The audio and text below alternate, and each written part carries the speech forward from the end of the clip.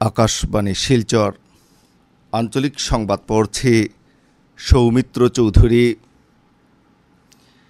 রাজ্যে প্রথম পর্যায়ে লোকসভা নির্বাচনের দিন এগিয়ে আসার সঙ্গে সঙ্গে বিভিন্ন রাজনৈতিক দলের প্রচার অভিযানে গতি এসেছে। বিজেপির প্রবীণ নেতা তথা কেন্দ্রীয় স্বরাষ্ট্রমন্ত্রী অমিত শাহ গতকাল বিকেলে উত্তর লক্ষিমপুরে একটি নির্বাচনী জনসভায় অংশগ্রহণ করেন। লক্ষিমপুর লোকসভা আসনের চুকুলি ভরিয়াতে বিজেপি মিত্রজোটের প্রার্থী প্রদান বড়ুয়ার সমর্থনে একটি জনসভায় বক্তব্য রাখতে গিয়ে শ্রী শাহ বলেন যে উত্তর পূর্বাঞ্চল দেশের সফলতার কাহিনী হিসেবে আত্মপ্রকাশ করেছে।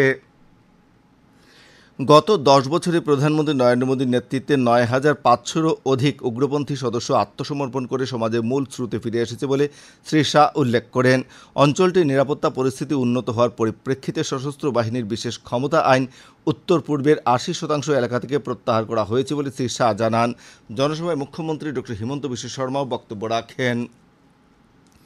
স্বরাষ্ট্রমন্ত্রী শ্রী শাহ গতকাল সন্ধ্যায় তিনসুকিয়ার চলিহা নগর থেকে থানা চারিয়ালি পর্যন্ত একটি রোড শোতে অংশগ্রহণ করেন। দেব্রিগড় আসনে বিজেপি মিত্রজোটের প্রার্থী তথা কেন্দ্রীয় মন্ত্রী সর্বানন্দ সোনোয়ালের হয়ে স্বরাষ্ট্রমন্ত্রী আজ প্রচার কার্যসূচিতে অংশ নেবেন। এই আসনে বিরোধী ঐক্যমঞ্চের প্রার্থী লরিনজ্যোতি গগৈ ও আম আদমি দলের প্রার্থী মনোজ ধানোয়ারও প্রতিদ্বন্দ্বিতায় রয়েছেন। এদিকে আম আদমি দলের নেত্রী অতিশী মার্লিনা আজ তেজপুরে দলীয় প্রার্থী ঋষিরাজ কন্দিন্যের হয়ে প্রচারে অংশ নেবেন। কংগ্রেস দলের জোরহাট আসনের প্রার্থী গৌরব গগৈর সমর্থনে ব্যাপক প্রচার অভিযান অব্যাহত রয়েছে। এদিকে ওই আসনে বিজেপি মিত্রজোটের প্রার্থী তপন কুমার গগৈর হয়ে মন্ত্রী অজন্তা নেওগ গতকাল শিবসাগরের 4টি জনসভায় অংশগ্রহণ করেন। অন্যদিকে ধুবড়ী লোকসভা আসনে কংগ্রেস প্রার্থী রকিবুল হুসেন গতকাল বরপেটা জেলার বিভিন্ন স্থানে প্রচার করেন। মাজুলিতে গতকাল রাজ্যের মন্ত্রী পীযূষ হাজারিকা বিজেপি মিত্রজোটের জোরহাট আসনের প্রার্থীর হয়ে প্রচারে অংশগ্রহণ করেন। বরাক উপত্যকার 3 জেলায়ও ক্ষমতাসীন বিজেপি সহ বিরোধী কংগ্রেস ও অন্যান্য রাজনৈতিক দলগুলি প্রচার অভিযান অব্যাহত রেখেছে। করিমগঞ্জ জেলার চেরাগী গ্রাম পঞ্চায়েতের অন্তর্গত রংপুর কমিউনিটি হলে করিমগঞ্জ লোকসভা আসনে বিজেপি প্রার্থী কৃপানাথ মালার সমর্থনে বিধায়ক বিজয় মালাকার প্রচার করেন।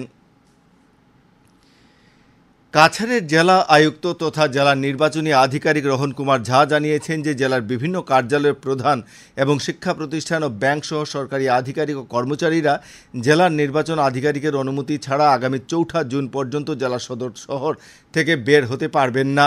নির্দেশে আরও বলা হয়েছে যে আগামী 26 এপ্রিল জেলায় লোকসভা নির্বাচনের পরিপ্রেক্ষিতে প্রস্তুতিমূলক কাজ চলছে এবং নির্বাচন ঘোষণার পর থেকে জেলা সব সরকারি বিভাগের আধিকারিক ও কর্মচারীরা জেলা নির্বাচন আধিকারিকের তত্ত্বাবধানে রয়েছেন। ইতিমধ্যে এ সংক্রান্ত নিযুক্তিপত্র জারি করা হয়েছে এবং বাকি থাকা নিযুক্তিপত্র প্রস্তুতির কাজও জারি করার প্রক্রিয়া চলছে বলে নির্দেশে উল্লেখ করা হয়েছে। বরাক উপত্যকার 3 জেলা প্রশাসনের পক্ষ থেকে লোকসভা নির্বাচনে ভোটদাতাদের সচেতন করার উদ্দেশ্যে ব্যাপক কার্যসূচি অব্যাহত রয়েছে। কাছাড় জেলা প্রশাসনের SBEEP সেলের উদ্যোগে গতকাল রাজাবাজার উন্নয়ন খণ্ডের মিলনায়তনে ভোটার সচেতনতা সভা অনুষ্ঠিত হয়।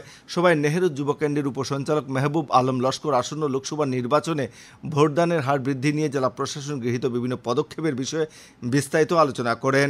অনুরূপভাবে গতকাল বাঁশকান্দি উন্নয়ন খণ্ড আধিকারিকের কার্যালয়ে সচেতনতা সভা অনুষ্ঠিত হয়। হাইলাকান্দি জেলা প্রশাসন ও আসাম রাজ্য গ্রামীণ জীবিকা মিশনের যৌথ উদ্যোগে গতকাল আলগাপুর খণ্ড উন্নয়ন আধিকারিকের কার্যালয়ে ভোটার সচেতনতা সভা অনুষ্ঠিত হয়েছে। সহকারী খণ্ড উন্নয়ন আধিকারিকের পৌরোহিত্যে আয়োজিত সভায় জেলার সর্বস্তরের নাগরিককে আগামী 26 এপ্রিল নিজেদের গণতান্ত্রিক অধিকার প্রয়োগ করার আহ্বান জানানো হয়।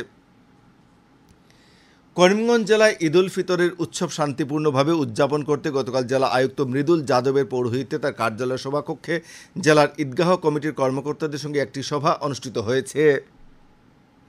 সভায় জেলা আয়ুক্ত ঈদ উল ফিতর উৎসব সুষ্ঠু ও শান্তিপূর্ণভাবে উদযাপন করতে সকলের সহযোগিতা কামনা করেন। আয়ুক্ত শ্রী যাদব ঈদের নামাজের সময় যদি কোনো ধরনের অপ্রীতিকর পরিস্থিতির সৃষ্টি হয় বা খবর পাওয়া যায় তবে তৎক্ষণাৎ তা পুলিশকে অবগত করতে পরামর্শ দেন। সভায় পুলিশ সুপার পার্থপ্রতিম দাস জানান যে এই উৎসব যাতে সমগ্র জেলায় শান্তিপূর্ণভাবে উদযাপন করা যায় তার জন্য পুলিশ প্রশাসন সম্পূর্ণ প্রস্তুত রয়েছে। উৎসবের দিন যানবাহন চলাচলের ক্ষেত্রে কিছুটা বিধিনিষেধ থাকবে বলে সভায় সিদ্ধান্ত হয়। হাইলাকান্দি জেলা প্রশাসনের পক্ষ থেকে পোস্টাল ব্যালট সম্পর্কিত ভোট গ্রহণ সুষ্ঠুভাবে পরিচালনার জন্য ডাক ব্যালটের মাধ্যমে ভোট দেওয়ার 4টি স্থানকে সুবিধা কেন্দ্র হিসেবে অবহিত করা হয়েছে। জেলা আয়ুক্ত নিশাক হিবারে গৌতম জানিয়েছেন যে সুবিধা কেন্দ্রগুলির মধ্যে জেলা আয়ুক্তের কার্যালয়, পুলিশ রিজার্ভের 2টি কেন্দ্র এবং এসএস কলেজে 1টি কেন্দ্র রয়েছে। নির্বাচন কমিশন করিমগঞ্জ লোকসভা আসনের অধীন হাইলাকান্দি জেলার 2টি বিধানসভা কেন্দ্রে অবাধ, নিরপেক্ষ ও শান্তিপূর্ণভাবে নির্বাচন নিশ্চিত করতে ভারতীয় প্রশাসনিক সেবার আধিকারিক আদিত্য কুমার আনন্দকে সাধারণ পর্যবেক্ষক হিসেবে নিযুক্তি প্রদান করেছে। হাইলাকান্দি জেলা প্রশাসনের নির্বাচন বিভাগের অবজারভার সেলের দায়িত্বপ্রাপ্ত আধিকারিক রোজি সিংসং এই তথ্য জানিয়েছেন।